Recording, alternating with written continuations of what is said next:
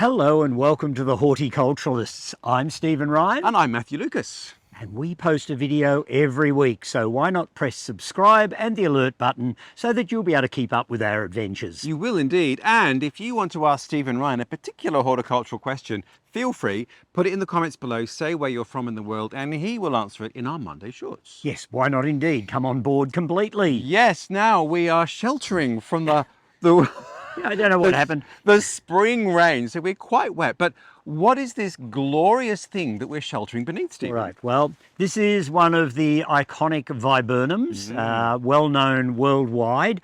It's Viburnum plicatum, and it's a cultivar that's been around for well in excess of a century called Lanarth. And it is a fabulous tabulated shrub with masses of white flowers, these beautiful lace cap flowers that sit all over the tops of the branches in the spring. And then you get quite attractive berries, and you also get quite attractive autumnal foliage. And in fact, we have been cheekily filming Viburnums for the last year, actually, to produce an epic because they flower at different times of year and do different things. Yes, in fact, they're one of those genera that, in fact, you could fill a garden up with different Viburnums and you would have autumn foliage, you'd have berries, you'd have form and shape, you'd have fabulous evergreen foliage.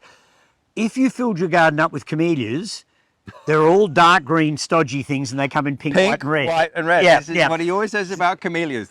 We never, well, I still like camellias, but, you know, a camellia almost always looks like a camellia, whereas Viburnums have such diversity in them that you could, in fact, virtually fill a garden and it wouldn't look same.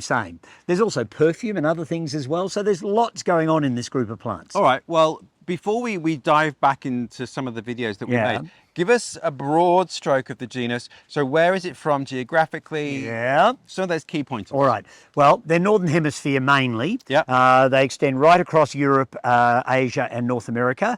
They sneak down into Northern Africa. They also sneak down into South America. And there's in excess of 200 known wild species, and goodness knows how many selected forms and hybrids there are out there. So it's quite a large genus, so it's got probably something for almost everybody. Right. And obviously then, given that range, the care is going to be kind of specific to the form or the hybrid. To a large extent. I mean, most of them are reasonably hardy. The deciduous ones aren't, in general, overly drought tolerant and heat tolerant. The evergreen ones tend to be more shade tolerant, so they can cope with a fairly shady aspect. So there are some general rules, but really, it's such a big genus with such a wide distribution, you probably can't say that one size fits all with Viburnums at all. Now, as we're by this one is under the shade of another tree, so it's getting dappled light. Where's this one from? Well, this is a Japanese one, Viburnum plicatum, and it has thrown up lots of different forms. And in fact, we visit at least one more form somewhere else in another garden. And there's pink forms of it, there's sterile, completely ball-headed forms of it. And so there's a whole range of different plicatums out there. And you can almost fill a garden up with them, actually. Well, there you go. But let's not do that. Why don't we step back in time to the Royal Melbourne Botanic Gardens, where we found, I think, 3 amazing... Well, actually, there was perhaps more, but there was 3 distinct groups of Viburnum. Yes, let's do that, because that is where one of the national collections lives as well. There you go. Off to the Melbourne Botanic Gardens. Another Viburnum, Stephen. Yes, and this one's an evergreen one. And again, no prizes for guessing where this one comes from. It's Viburnum japonicum. Ta-da. So, there we go. Now, it's not the overly showiest of Viburnums. It has comparatively small white flowers, like quite a number of the evergreen ones, in fact, do. It can produce masses of very attractive red berries, and it doesn't usually need a cross-pollinator, although some forms in the trade tend to be better fruiters than others, so it could be worthwhile looking out for a particularly good fruiting form. The thing I like about japonicum is that it has extremely glossy foliage. I was just about to say, so it's early spring now, and the new leaves are really shiny green. Yeah, it looks like somebody's been out there with the furniture polish. Yeah, and it is a useful 2 to 3 metre shrub. It's relaxed but reasonably bushy, so it's not too tight. And, and it does make an interesting sort of background shrub. It's probably not a front-ranking Viburnum, but it's a very useful one, particularly if you get a good fruiting form. Now, it's in quite a bit of shelter here. Yep. So, A, is that what it prefers, a bit of shelter, dappled light? And secondly, is this the extent of its height, do you think? All right. Well, to the first question, it will cope with more sun than this one's getting. This one's in the shade of some big plane trees and oaks and things, and perfectly happy and growing well. But it will grow out in fairly full sun. Again, it's one of those plants that, although it's happy in the sun, it doesn't necessarily want to get hot, hot, hot. So really hot weather can knock it about a bit. This plant is getting on towards fully grown. I've seen them probably half a metre taller again, but around about 3 metres would probably see it out. There you go. And obviously japonicum, so relatively hardy. It's from Japan. Yep, yes, it will grow quite well in very cool climates and is quite a robust viburnum. It's probably not as tough as some of the really common ones like Viburnum tinus, but it is a little bit classier looking. Oh, well, there you go. Who doesn't love a classy viburnum? Yes, exactly. Well, let's go on to the next one. All right. Stephen Ryan, a halo of white fluff. Yes, exactly. And we were just walking past and I said to you, look, there's a viburnum.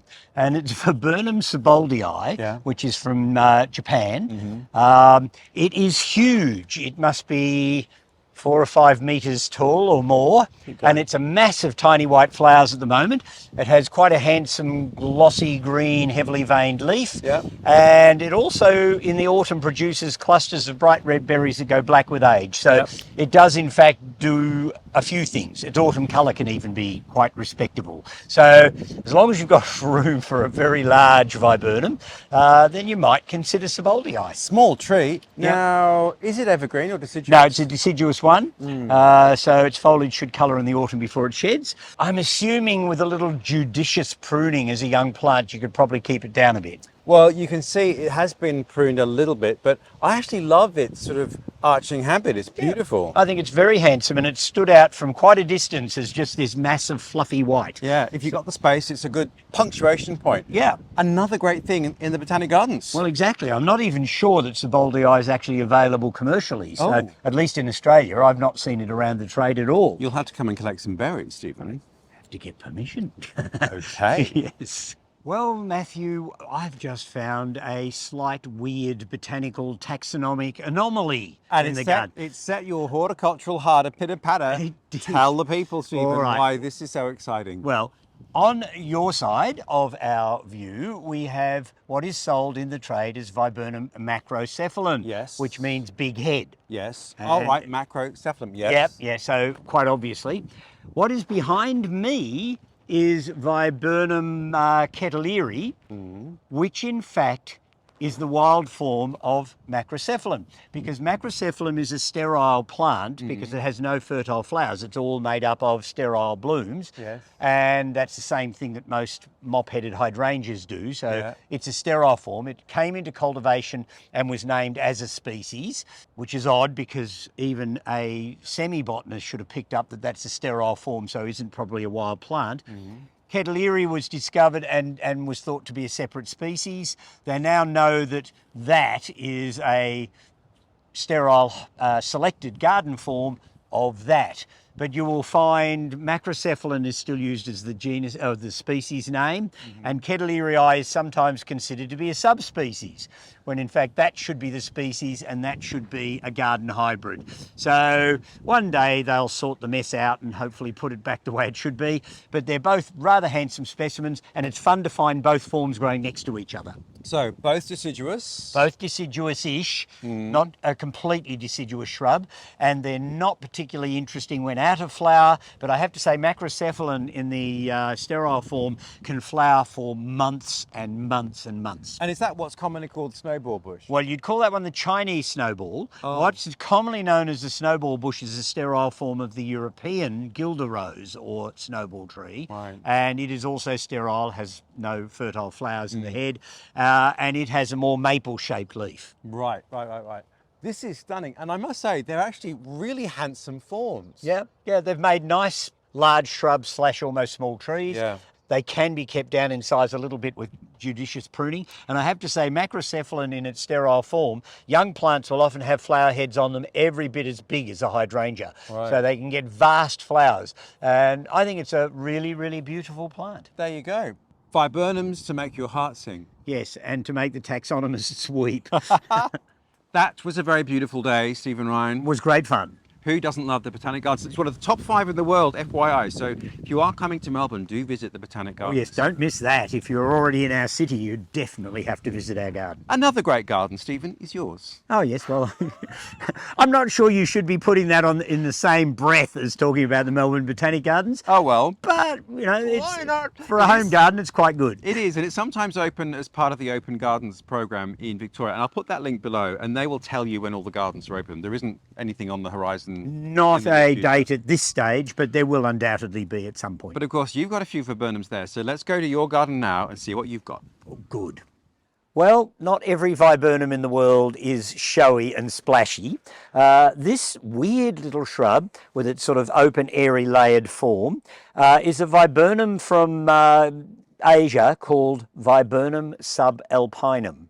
So it obviously comes from the subalps somewhere, probably the Himalayas. And it has these tiny little teardrop-like flowers in sort of clusters that hang under the branches. You get this interesting layered tiered effect to it. It has the fabulous habit of having really stinky foliage, so if you crush the leaves, it's a great practical joke on all your friends. You say, well, go up and crush one of those leaves. Oh dear. And it's one of those viburnums that I got it years ago from a friend who didn't know what it was. I had it for years. I eventually sent it off to the National Viburnum collection holder, and he kindly came back with the answer that it is in fact subalpinum, and you rarely, if ever, see it for sale. It doesn't show up in the literature very often, and I just think it's a quaint and interesting addition to a viburnum collection, albeit not high-ranking. It is in fact an evergreen viburnum, so you don't get autumn foliage on it. I have as yet to see it fruit, but one assumes it gets berries. But some viburnums, and we'll look at one later, either need a boy and a girl, or they need a cross-pollinating clone. And because I've only got one plant, there is a chance that it could get quite pretty fruit if I had a different clone. So really all it does for me is these quaint little white flowers in drooping sort of earring-like clusters on these layered, flattened, open tiers. And of course, as a nurseryman, it's layered, flat and elegant. As a gardener, it might be open and strangly. And unfortunately, although the leaves have a nasty smell, the flowers don't seem to really have any. So it's not perfumed either. Well, this is one of the viburnums that seems to slip through the net regularly in Australia.